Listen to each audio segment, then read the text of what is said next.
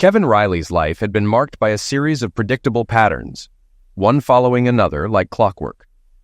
He grew up in a small town where everyone knew one another, raised in a blue-collar family that valued hard work and loyalty above all else.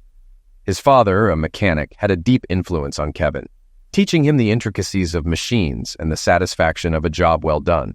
By the time Kevin was in high school, he could take apart and rebuild an engine with his eyes closed. While others dreamed of leaving for big cities, Kevin found contentment in the steady rhythms of small-town life. During his college years, Kevin met Carrie, a bright, driven woman who seemed to be his opposite in every way. While Kevin was pragmatic and rooted in his hometown, Carrie was ambitious, always striving for the next goal. They bonded over their shared determination to build a stable future, though their paths diverged in style. Kevin pursued a career as a heavy equipment mechanic, while Carrie took on secretarial roles, eventually landing a position at a prestigious law firm. Their early years together were a mix of joy and struggle. With little money but big dreams, they saved diligently, finally purchasing a modest house. Kevin poured his heart into making it a home, working long hours and spending weekends on repairs and renovations. Carrie, meanwhile, focused on her career, taking on extra responsibilities at work in hopes of advancing. Though their paths often kept them busy, they found time to nurture their relationship, dreaming of vacations and milestones yet to come. However, as the years went by, cracks began to form in their seemingly solid foundation. Kevin noticed that Carrie had grown more distant, spending longer hours at work and frequently taking trips out of town. Though she assured him it was all for their shared future, Kevin couldn't shake the feeling that something was amiss. Their conversations grew shorter, their shared laughter less frequent. Still, Kevin held on to the belief that their love was strong enough to weather any storm. Kevin's loyalty to Carrie never wavered, even as her behavior became increasingly puzzling. When she took a new job at Crosby & Knox, she seemed both excited and apprehensive. She often spoke of her demanding boss, Bradley Trey Knox III, with a mix of admiration and frustration. Kevin tried to support her, reminding himself that every relationship had its ups and downs. He believed that with time and effort, they could rediscover the closeness they once shared. As Kevin Riley entered his home, he shut the door firmly behind him and let his shoes drop to the floor. Earlier that morning, he had driven his wife Carrie to the airport for a business trip to the state capital, a journey that would occupy her for the entire day. Her role as a legal secretary often required her to handle errands for her boss, Bradley Trey Knox III. Kevin, despite Carrie's repeated warnings that Trey disliked him, continued to call him Trey with a stubborn indifference. Kevin found it challenging to warm up to the man, whose overly polished demeanor always struck him as insincere. The clock showed 7:30 a.m., still early enough for Kevin to grab another cup of coffee before heading out to run errands. He might even take a moment to check his email or browse online. Though he wasn't a big fan of technology, Kevin enjoyed keeping in touch with a few former trade school buddies who had moved away for work while he remained in town, working as a mechanic for a heavy equipment company. In his mid-30s, Kevin was one of 3 senior mechanics, overseeing a team of 5. He was still hands-on with the work, especially when it came to the more complex fuel systems. The job had its ups and downs, sometimes long hours or travel, but it was manageable. Carrie, on the other hand, had been at Crosby & Knox for 6 months, transitioning into a better-paying position as a legal secretary. They had met in college, started their careers, and within a couple of years bought a house together. They were proud of what they had achieved. After finishing his coffee, Kevin went to the spare room to check the computer. He hoped Carrie had left it on, saving him the time of waiting for it to start up. As the screensaver flickered on, it displayed a photo from their vacation in Cancun, both of them lounging on the beach, tanned and happy, the blue Gulf of Mexico stretching behind them. Carrie had insisted on using this image instead of one from the beach at their resort, worried her parents might see the other one. He clicked to dismiss the screensaver, and an email from Carrie's work account appeared in his inbox. It was strange. Carrie was usually careful about mixing work and personal emails. But before he could think much about it, his eyes caught the subject line, underwear. His curiosity piqued. He leaned forward and grabbed the modem, realizing it was malfunctioning again. Before he had the chance to reset it, he skimmed the message. Carrie, I hope I catch you before you leave. Can you bring that black bra with the teal accents we got last time? You never had a chance to wear it for me. My meeting with the governor isn't until 2, so we might have time. I took them off for you this morning." Kevin froze, his heart sinking. The email confirmed his worst suspicion. Carrie and Trey were having an affair. He stared at the screen, unable to make sense of it. He remembered seeing that exact black bra with teal accents as Carrie packed that morning, and now it was gone from her drawer. Kevin tried to tell himself it was just a coincidence, but everything pointed to the worst possible conclusion. He sat down heavily on the bed, replaying their last conversation. Carrie had said the bra was for him, but they had never used it. A few minutes passed before he tried to push the thought out of his mind. Carrie had always been loving and loyal. Surely there was another explanation. He just had to figure out what he had missed. Returning to the computer, he hit the browser's stop button to reset the screen. Hoping Carrie hadn't logged out, he rebooted the modem and waited for it to reconnect. Once it did, he checked her inbox. Most of the messages were legal work, but then he spotted a folder labeled personal. His pulse quickened as he clicked on it, finding several emails, half of which were from Trey. Kevin opened the first one, reading it twice as his face went pale. His hands clenched into fists, and he printed it out before checking the time.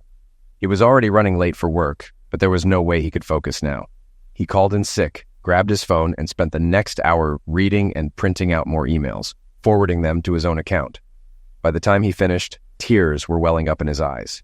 He knew his marriage was over. After going through the emails, Kevin created a folder in his personal account to store the forwarded messages, changed his password, and powered down the computer. He took the printed documents and his half-drunk coffee to the kitchen, where he cracked open a beer and reread the emails. The details were gut-wrenching. Carrie had been having secret meetings with Trey, and the affair seemed to have begun soon after she started her new job. What she had claimed were business trips were actually covert rendezvous, and she had been lying to him for months. One email detailed how Trey had given Carrie an expensive purse, which she had brushed off as a cheap knockoff. Kevin's stomach turned. The affair was not only real, but it had also been ongoing for some time. The emails were filled with lies, secret meetings, and pricey gifts. Carrie had even been seeing Trey during times she claimed to be at work. By noon, Kevin had set the emails aside, lost in thought about what to do when Carrie returned. She would be back tomorrow morning, and she usually checked in with him during the day. The rest of the afternoon passed in a blur as he drank beer and replayed memories of their life together, overwhelmed by the sense of betrayal and powerlessness. By 6 p.m., Kevin had drunk enough to feel numb, both physically and mentally. After finishing his last beer, he collapsed onto the bed, fully clothed, and quickly fell asleep. He was jolted awake around 10:15 p.m. by the sound of the phone ringing. Groggy and disoriented, he picked up the phone, assuming it was Carrie calling from the Hyatt. "Hello?" Kevin mumbled, his voice heavy with sleep. "Is that you, Carrie?" a voice asked on the other end. "No, it's me," Kevin replied, rubbing his eyes. "Sorry, I must have dozed off." "You've never done that before. What's going on?" the voice asked, sounding concerned. Kevin nearly spilled everything, but he held it in. "I had a few beers after work. Guess they knocked me out." Carrie's tone softened. "How was your day? Was Trey making things difficult?" Kevin paused, surprised by her question. "Why do you ask? You don't usually ask about my work." "Oh, no reason," she responded quickly, almost defensively. "How are you doing? You okay?" Kevin's voice turned bitter, his words laced with sarcasm. "Yeah, I'm fine. Totally trust you, Carrie. I know I can always count on you." There was an awkward silence on the other end. "Of course you do," she said, flustered. "But why would you say that?" "Forget it," Kevin said, his tone flat and emotionless. "I'm going to bed. The beer's got me wiped out." "Okay. Get some rest. Love you."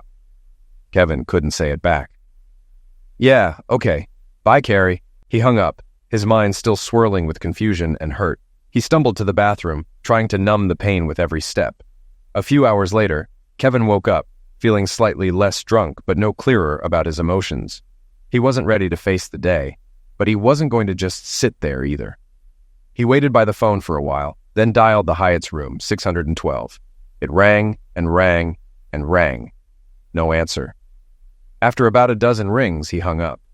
His frustration bubbled up, but he didn't care enough to let it bother him anymore. The game they were playing brought a wave of anger, but more than that, it brought tears. He rolled over and tried to sleep again, his mind too clouded to think straight. The next day, Kevin felt no guilt over the drinking. After a quick shower, he went through the motions at work, though his thoughts kept circling back to Carrie. By the end of the day, his mind was too consumed with questions about her betrayal to focus. On his way home, he picked up some fast food, but barely touched it, drinking 2 more beers instead. He told himself he wasn't going to buy another 6-pack, though the temptation was strong. At 8 p.m., he tried calling the Hyatt again. No answer, even after 10 rings. He called again every half hour, and by 9:45, when Carrie finally picked up, it took only 2 rings. "Hey, Kevin, just in time," she said, sounding overly casual. "I was about to go to bed, but stayed up to wait for your call." "I didn't sleep, just watched TV and waited," he said flatly. "How was your night?" "Same as yours," she replied nonchalantly. "Just lying here watching TV. Took a long bath, though." Kevin hid his frustration behind his voice. "You should get some rest. We'll figure things out when you get back." They exchanged a few more words, neither of them saying much. Finally, Kevin said, "I have to go. I'll see you tomorrow." "Love you," Carrie said softly. Kevin couldn't manage a response, simply hanging up. He stared at the phone for a while, then waited another 15 minutes before calling again. Once more, there was no answer. The next day, Kevin left work early, feeling a strange sense of finality. He didn't know what would happen when Carrie returned, but he was certain they wouldn't be living together for much longer. By 1 p.m., he was home, waiting for the confrontation he knew was coming. As he sat there, he thought about their past, about the life they had built together. He tried to hold on to the good memories, but it felt impossible. When he heard the sound of her dragging luggage through the door, it hit him. This was it. The end. Carrie walked into the kitchen, surprised to see him. "Kevin, why aren't you at work?" "I've been waiting for you," Kevin replied, his voice colder than he intended. "Why?" she asked, confused. Kevin didn't answer. Instead, he grabbed a stack of papers from the table and slammed them down in front of her. As she flipped through the pages, her face went ashen. She tossed them back down without saying a word. "Well, you know." "Where did you get this?" she finally asked, her voice barely above a whisper. "From my work email," Kevin said quietly. "That's all I needed to find out." Carrie nodded slowly. "The modem broke and my email stayed up. I didn't even realize it." "Yeah, well, if it hadn't been for that, I never would have known." Carrie didn't say anything. Instead, she pulled out her phone and made a quick call. "Kevin knows I don't care how he found out. I'll take a cab. Meet you there. Bye." She turned to Kevin, her eyes avoiding his. "I'm leaving. I'm sorry you had to find out this way. I'll come back for my things tomorrow." Kevin stood in stunned silence. "That's it? No explanation? You're sorry because I found out?" Carrie stopped, her back to him as she grabbed her things. "What's there to explain? I've been with Bradley for 6 months now. It's just normal for us. He's been so good to me. You just can't compete with that." Kevin's anger flared. "Good for you. What about the gifts? The purse, the earrings?" Carrie hesitated, her face hardening. "Gifts are part of it. Bradley does everything big. I'm ready for that life." Kevin shook his head, his mind racing. "This isn't the Carrie I knew." Carrie moved to the door, taking a garment bag with her. Kevin followed her silently, watching as she stepped outside and into a cab. She loaded her things into the car with robotic precision, giving him one last fleeting glance before the cab pulled away. Kevin stood in the doorway, his heart pounding, trying to comprehend everything that had just happened. "What just happened?" he murmured to himself, but there was no answer. He sat back down at the table, trying to piece together the mess of his emotions, but the finality of it all left him numb. The next day, Saturday, Kevin was still reeling from Carrie's quick departure. She called around noon, saying she was coming to pick up the rest of her things. When she arrived, her father, Joseph, helped her load boxes into their van. While they packed, Kevin sat in the living room, lost in thought. Joseph joined him, and after a long silence, Kevin asked, "Did she tell you what's going on?" Joseph, embarrassed, replied, "I don't understand it either, Kevin. We don't know why she's leaving you for her boss. He must be something special." Kevin shrugged. "I guess it's what he can give her. It doesn't make sense." Joseph asked, "Does it matter?" "No," Kevin answered. "She's been with him for months now. I can't forgive that." Carrie came out with a box and coldly told him, "I've got everything I want. The rest, do whatever you want with it." With tears in her eyes, she hurried out with her father, and they returned several times for the rest of her things. After they left, Kevin searched the bedroom. He found a few of her belongings still in the closet, including bras he'd bought for her. He threw them back in disgust, then gathered her clothes into garbage bags, deciding to donate them. Her makeup and toiletries went straight into the trash.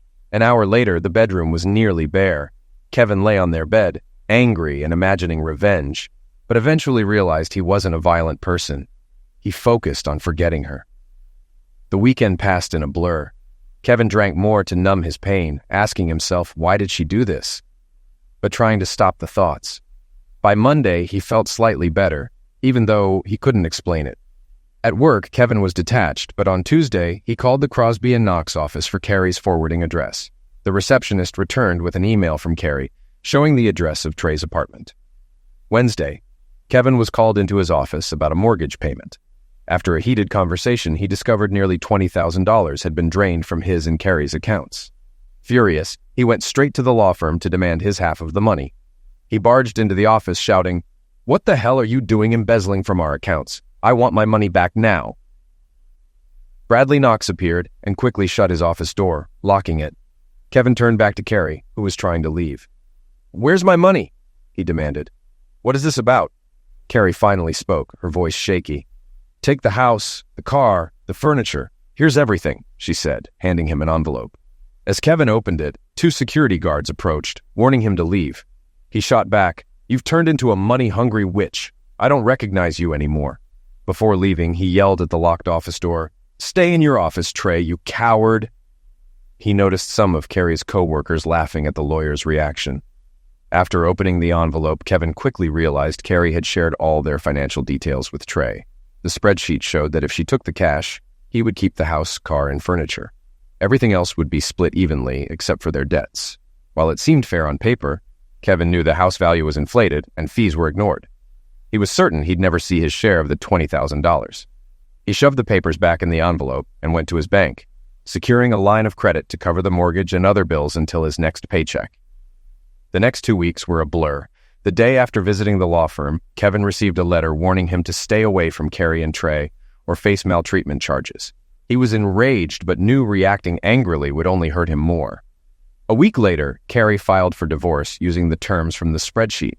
Kevin was told by a lawyer that the settlement wasn't fair, but fighting it would cost more than it was worth. Life slowly became more manageable. 3 weeks after Carrie left, Kevin realized he still had work to do. Every time he entered the bedroom, memories of her lingered, sitting at the makeup table, reading in bed.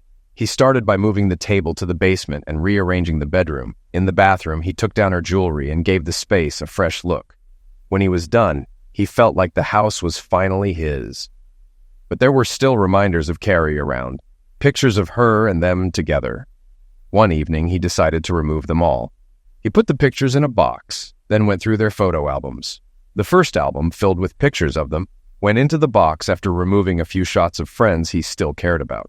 The second album, their wedding album, only had photos of him with his deceased parents, which he kept.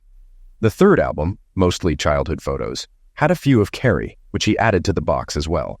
The last album, full of his younger years, had a photo of him with his high school friend Carol Reese.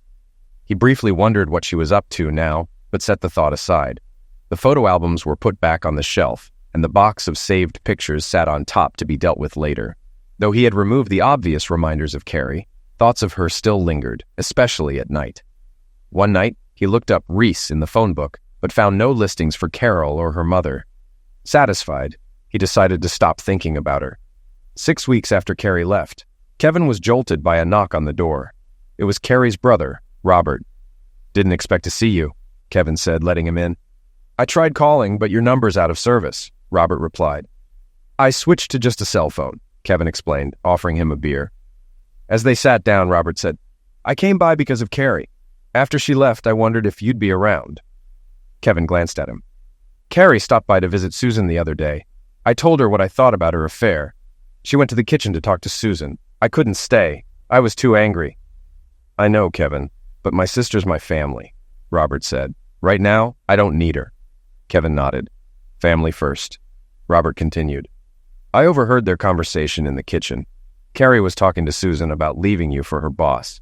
She said the gifts and lifestyle with Bradley were nice, but you outclass him by a mile in the bedroom. She said she would have broken up with him soon, maybe next week, if you hadn't caught her."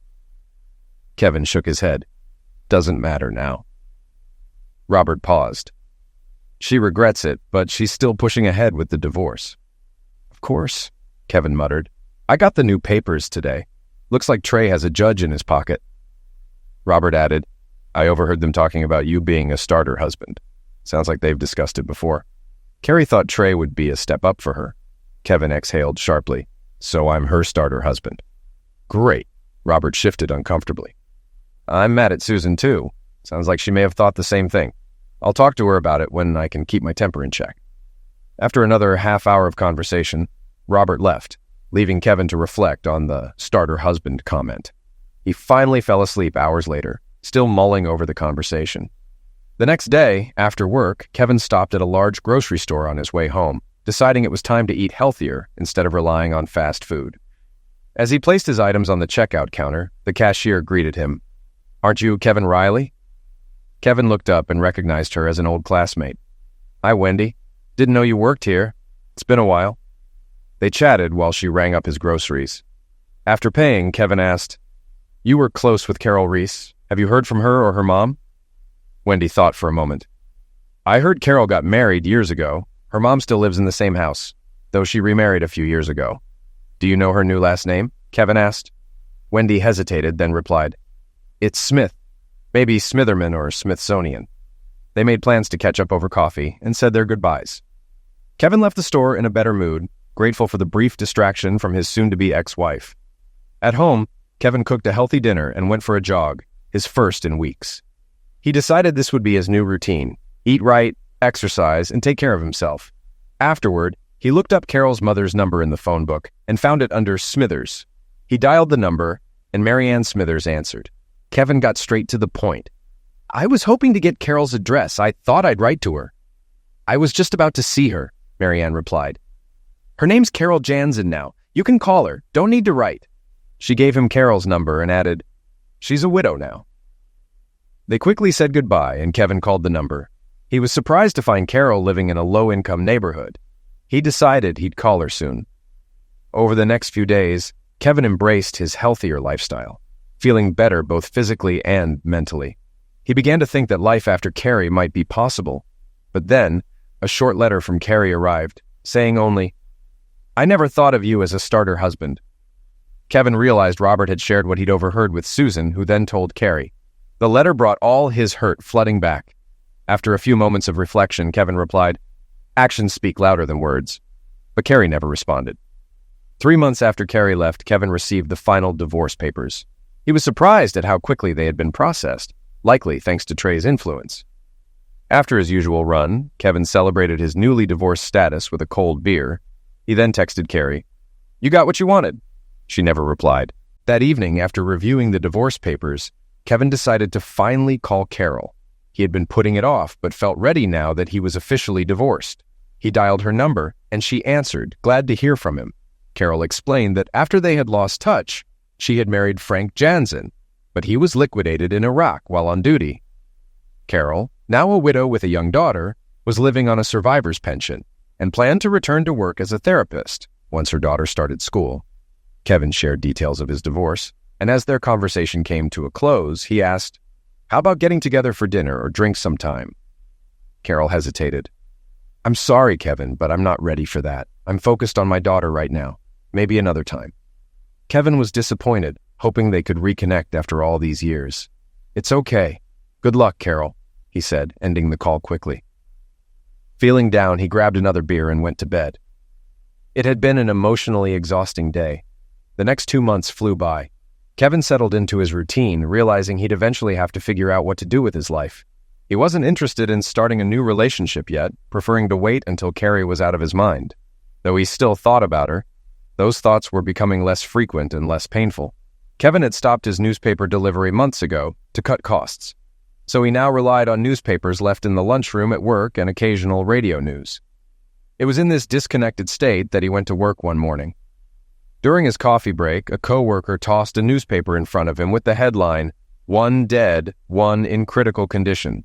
The article reported a fatal accident involving Bradley Knox, 3, who lost control of his car, sending it into a ditch where he was ejected and liquidated. Carrie Riley, the passenger, was critically injured and in intensive care. Police suspected booze was involved. After reading the article twice, Kevin tossed the paper aside and said, "Can't say I'm sorry he's dead. I hope Carrie pulls through, but that's all. I've moved on." The coworker eyed him and remarked, "You sure about that? I know her leaving really got to you." Kevin nodded. "Yeah, I'm sure. That article proves it. I don't feel anything beyond basic sympathy for her." That moment marked a turning point for Kevin. He realized he was no longer emotionally stuck, and while he felt for Carrie, he had let go and was ready to move forward. In the days that followed, local news confirmed that Bradley had been drunk when he crashed. Carrie remained unconscious and in critical condition. Kevin's response?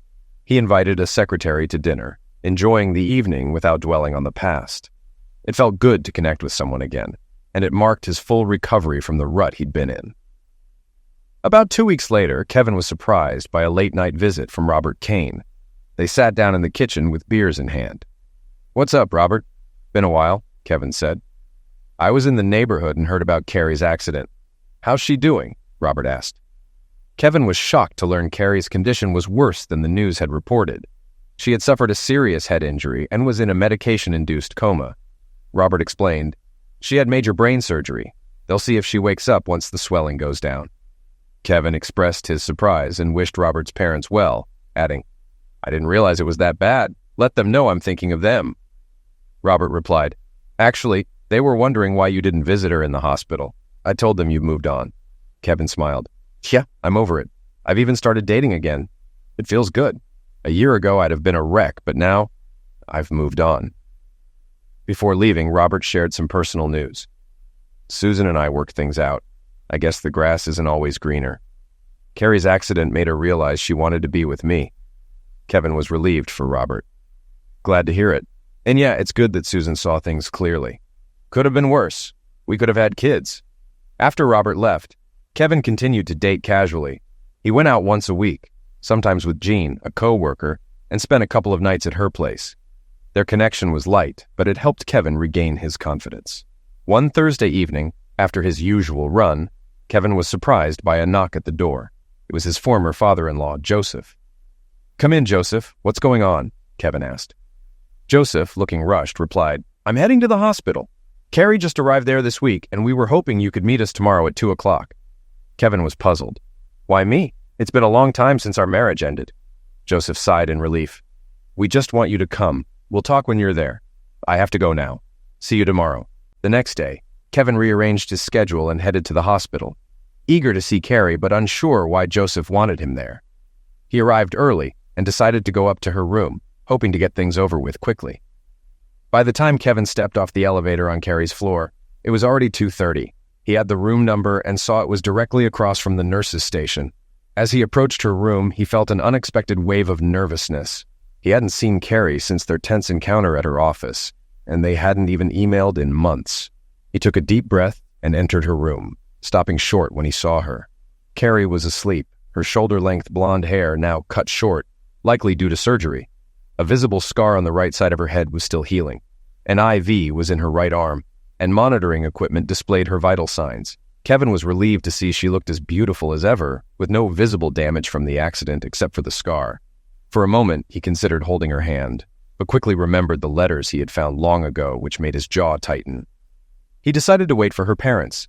After a couple of minutes, Carrie's eyes slowly opened, and she smiled brightly when she saw him. "Kevin, you're here! Where have you been? I've missed you so much." Kevin was stunned by her reaction. "I've been home and at work," he replied. Carrie looked confused. "Why weren't you here when I woke up? Why weren't you with me?" Kevin's confusion deepened, and his frustration flared. "Why should I be here? We're divorced. You left me for someone else. I'm only here because your parents asked me to come." Carrie's response shocked him. She immediately became agitated, trying to free herself from the equipment. In her panic, she pulled out her IV, triggering alarms from the machines. 2 nurses rushed in, one demanding, "What did you do to her?" "I didn't do anything," Kevin said, backing away. The second nurse went to fetch restraints and a doctor's approval to sedate Carrie. Kevin, feeling completely out of place, left the room and headed for the elevator, muttering, "I think she's crazy." Just as he reached the elevator, Carrie's parents arrived. Before they could speak, screams echoed from Carrie's room. A nurse rushed in with a syringe, and Carrie's mother, horrified, asked Kevin, "What did you say to her?" "I just talked to her," Kevin replied. "Good God, no!" her mother cried, rushing past him. Feeling bewildered, Kevin pressed the elevator button. As the doors closed, he saw Carrie's father leaving the room, looking for him. Kevin gave a quick wave before the doors shut. He was ready to start his weekend early. On the drive home, he tried to make sense of what had just happened, but decided to forget it. Carrie's reaction made it clear she had psychological issues from the accident, and he wasn't interested in dealing with them. Let her parents and the doctors handle it, he thought. Later, he decided to call Carol Jansen one last time, hoping she might reconsider dinner. If not, he would call Jean from the office for some company. He nearly hung up when Carol answered. "Hi, Carol, it's Kevin Riley." "Kevin, I'm so glad you called. I tried to reach you, but your number didn't work," she said. "I wanted to apologize for being harsh last time," Carol continued. "I switched to a cell phone." "No need to apologize, Carol," Kevin replied. "I can handle rejection." "Actually," she hesitated, "I wanted to ask if you'd like to have dinner tonight." Kevin waited, then added, "Or tomorrow night." Carol paused. "Tomorrow's my parents' anniversary, but tonight's no good either. I couldn't find a sitter for Chrissy." Kevin smiled. "How about we bring Chrissy along? I'd love to meet her." Carol laughed. "You've never gone to dinner with a 4-year-old, have you? It limits your choices." Kevin suggested, "We can find a place that works for all of us." After some back and forth, Carol agreed. "There's a place Chrissy likes. It's family-friendly with a great dessert bar." "Perfect. I'll pick you up at 5. Let me know the place," Kevin said, excited. Carol seemed hesitant. "Are you sure about this? Taking Chrissy?" Kevin laughed. "Absolutely. If she's anything like her mom, she'll be great. You've always been so polite and well-mannered." They continued chatting until Carol had to go. Kevin hung up, thrilled. He hadn't felt this excited in a long time and hoped the evening would go as he imagined. Later that night, as Kevin lay in bed, he replayed the evening with Carol and Chrissy. He smiled, pleased with how well things had gone, and was already looking forward to Sunday morning. He had agreed to join them for church, though he wasn't particularly eager for the sermon. He just wanted more time with the 2 women he'd enjoyed dinner with. He recalled the start of their evening when he arrived at Carol's apartment. He was struck by how different she looked. Her dark hair was now cut short, and she seemed taller, though he suspected that was just his memory playing tricks. She had filled out in all the right places, and her smile and eyes were still the same.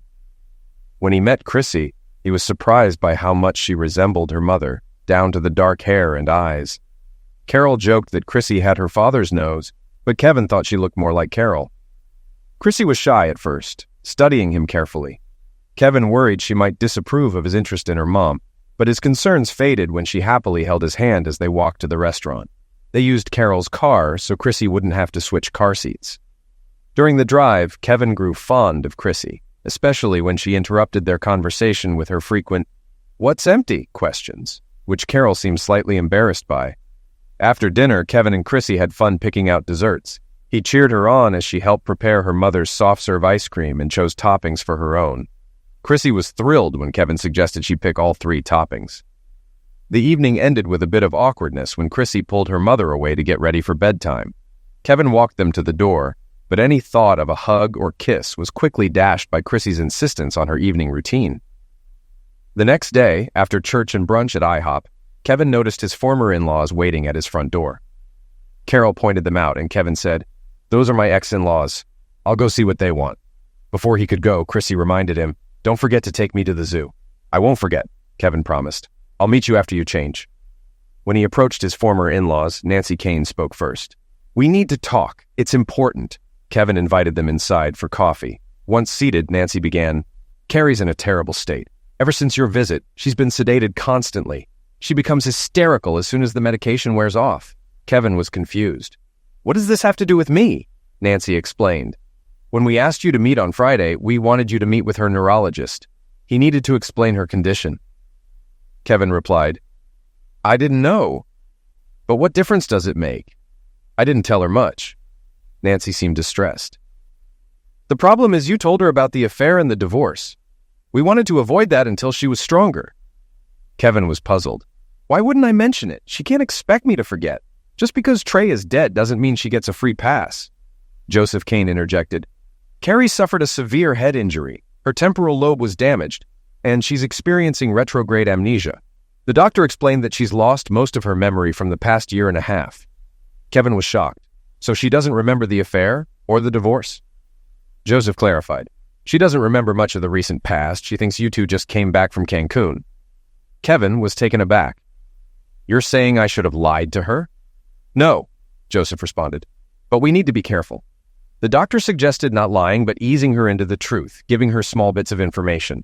Overloading her with details could cause her to form false memories. Nancy added, emotionally, she's fragile. The news you gave her upset her greatly. They're starting her on new medication to help her stabilize. Kevin felt guilty. I'm sorry. I didn't realize how bad it was. Nancy softened. We hope you can help her by triggering some of her lost memories. The doctor suggested showing her photo albums. Pictures could help her reconnect with her past. Kevin hesitated, then said, I can't help with the albums. They're not here. Nancy was confused. What do you mean they're not here? They're gone, Kevin replied, walking toward the hallway. They were thrown out with the trash months ago. He paused and added, I can explain if you'd like me to print an email for you. Kevin returned a few minutes later holding a printed document, which he handed to Carrie's parents. A few months ago, he began, I deleted the photos I wanted from our albums and sent Carrie this message. I've kept the photos I wanted. The rest are in a box. Let me know where to send them. She replied, do whatever you want with them. I kept the photos for a while, but eventually I threw them out with the trash. I'm sorry. Nancy and Joseph sat in stunned silence. After a long moment, Kevin added, I have a few more things I can give you. Let me go get them. It'll take about 15 minutes. When Kevin returned, he carried a stack of papers and a CD. I printed out the letters I used to find out about the affair, he explained. Maybe reading them will help Carrie remember. These letters are explicit, so consider yourselves warned. He handed them the letters, which included legal correspondence, including a warning from the Crosby and Knox law office. He also passed over a CD labeled Cancun. These photos were on our computer, Kevin continued. They're all I have left from our time together. Carrie and I visited a nudist beach, and most of the photos were taken there. There's one of us dressed on the beach, but the others... She should probably look at those on her own. Nancy folded the papers and CD. Kevin hoped they'd help Carrie. After a brief silence, Nancy said, I don't think you'll want to talk to Carrie about everything that happened between you two. Kevin replied, not right now. If she wants to talk after reading this and realizes what happened, I might consider it. Joseph asked, is there any chance you'd try to start over with her? Kevin shook his head. I spent months getting over her. She chose Trey's money and status over me. I can't risk her doing that again. Even if the head injury changed her, I wouldn't take the chance. Nancy and Joseph understood, but thanked Kevin for being open to a future conversation with Carrie. As they were leaving, Carol and Chrissy arrived. Chrissy eagerly told them, we're going to the zoo to see the elephants. After exchanging quick greetings, the Canes drove off. Kevin invited Carol and Chrissy inside while he changed. In just a few minutes, they were on their way to the zoo. A month later, Kevin was happier than ever. He saw Carol and Chrissy regularly, though they hadn't turned their relationship romantic. Chrissy still struggled with sleep when Kevin was around, which frustrated them both. Carol suggested finding a babysitter for their next date. That night, they went to a movie and dancing, and Carol's mom agreed to watch Chrissy. Afterward, Kevin invited Carol over for coffee or wine. When they arrived at Kevin's house, he suggested wine, and Carol agreed. They danced and drank for about half an hour before Kevin led her to the couch. After sharing some sweet kisses, Kevin picked up his phone. What are you doing? Carol asked, smiling. I'm starting to like this, Kevin said, pressing a finger to her lips. Just give me a minute. I need to talk to your babysitter. Carol was puzzled and tried to grab the phone. Kevin called, and Carol finally stopped when she heard him say, Everything's fine, Marianne. But I was wondering if Carol could stay a little longer. There was a brief pause before Kevin continued. I like the way you think, Marianne. I'll tell her exactly what you said, but I'll take care of the sheets. See you soon. Bye. Kevin hung up, laughing, while Carol looked confused. What was that? Kevin grinned. I think I'm going to really like your mom. She and I have always gotten along, but now, well, she and Gary are at your apartment, and they're doing the same thing we were on the couch. Your mom said you should stay here tonight, and since you didn't bring your pajamas, they'll be sleeping in your bed. Carol stared at him in shock. My mom would never say that. Kevin laughed again. Well, she's enjoying the wine from your closet, and Gary got her a little tipsy. She said you need to get over Frank and stay here with me. And since you don't have pajamas, she hopes there'll be stains on the sheets in the morning. She asked me to change them, but I told her I'd take care of it. Carol, blushing, stared at him in disbelief. My mom? No way, Kevin smiled, then kissed her gently. Don't let me forget to change the sheets in the morning. I'm sure she'll ask when we meet them for breakfast. Breakfast? Carol asked, confused. Yeah, Kevin replied. She wants us to meet at IHOP for brunch at 11. No need for church this week. She's bringing Chrissy, and we've got no excuse to stay up late. At 2 p.m., Kevin lay on the couch, recalling the wonderful time he'd spent with Carol that morning. Marianne, Gary, and Chrissy were already at the restaurant when Kevin and Carol arrived. Chrissy waved and laughed, happy to see her mother, while the adults smiled at each other. As they sat, Kevin joked, Sorry we're late. I had to do laundry. Carol blushed and playfully slapped his arm. Throughout the meal, they kept up their playful banter about blue pills, sheets, and wine, leaving Chrissy puzzled and the adults exchanging amused glances. Afterward, in the parking lot, Kevin kissed Carol and Chrissy, then hugged Marianne. As he pulled away, he whispered, Thank you for your suggestions last night. They really helped us. Marianne smiled and whispered back, I think you two are perfect for each other. Gary and I took the opportunity to test his recipe. She laughed, linked arms with Gary, and they left for Carol's car. Kevin waved as they drove off, a smile on his face when his phone rang. Thinking it was Carol, he answered cheerfully, Hi. But it was Joseph Kane. Kevin, Carrie wants to talk to you. She's at our house. She's too nervous to call herself, so we thought we'd ask if you could come over for coffee. Surprised, Kevin replied, I can come over now if you want. Joseph's voice was appreciative. If you can, we'd appreciate it.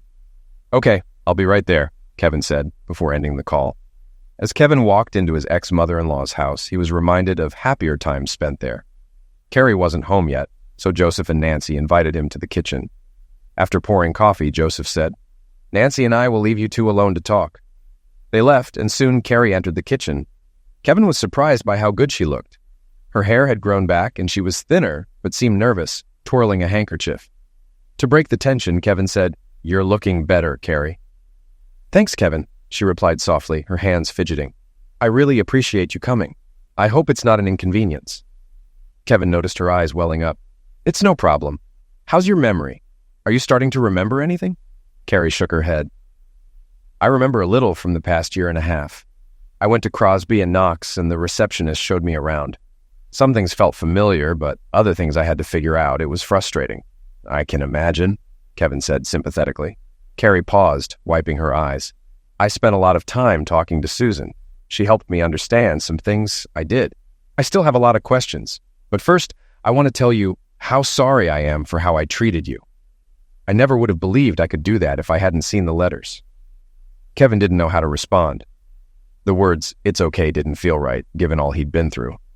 The silence between them was thick with tension. After a pause, Carrie continued. I only have vague memories of Bradley. I've heard secondhand stories, but I don't even remember living with him. I've seen pictures, but I can't believe I was ever with him. Tears streamed down Carrie's face as she wiped her eyes repeatedly. Kevin sat silently, waiting for her next question. After a long pause, she asked, There's one thing no one could answer. How did you find out what I was doing? I know it had to do with email, but I don't understand how. Kevin took a deep breath and explained how he found the first message, which led to others. As he spoke, Carrie pulled out a stack of letters, the ones he'd given her parents. He described how the mention of the lingerie set piqued his interest, recalling how she'd once told him about buying it, along with the purse and earrings. Carrie looked horrified as he repeated the lies she'd told him. After he finished, they sat in silence while she processed what he'd said. She wiped her eyes and finally spoke. I'm sorry for lying. I know it's easy to say, but I truly am. A few minutes later, she asked, Can you tell me about the letter where Bradley and I joked about my chauffeur? Kevin paused before answering. You're talking about me. Every time you went to the state capitol, I drove you to the airport, carried your luggage, and even delivered you to Bradley. You both thought it was funny. The memory still made Kevin angry. You weren't just joking. You also talked about getting me to call your hotel room. I always called at 9:45, and I can prove you weren't in the room before or after my calls. Carrie broke down in tears again. After a few minutes, she said, I'm so sorry, Kevin. I can't understand how I did that. Kevin took a long sip of coffee. It's in the past, Carrie. I still get upset at times, but I've moved on. The conversation shifted to her health. She mentioned having infrequent seizures and that doctors were trying different medications. She had resigned from Crosby, and Knox and her parents were consulting an attorney about suing the insurance company and Bradley's estate for her injuries. After 15 minutes of small talk, Kevin said, "I need to go." Before he left, Carrie quickly asked, "Do you think we could go on a date? I know I betrayed you, but I'm the same old Carrie now. Maybe if we went out, you could fall in love with me again." Kevin thought for a moment before replying, "I'm sorry, Carrie. There's no old or new Carrie for me. There's only the one I loved, and I lost her to Trey. It took me a long time to move on, but I'm happy now. I know that's not what you want to hear."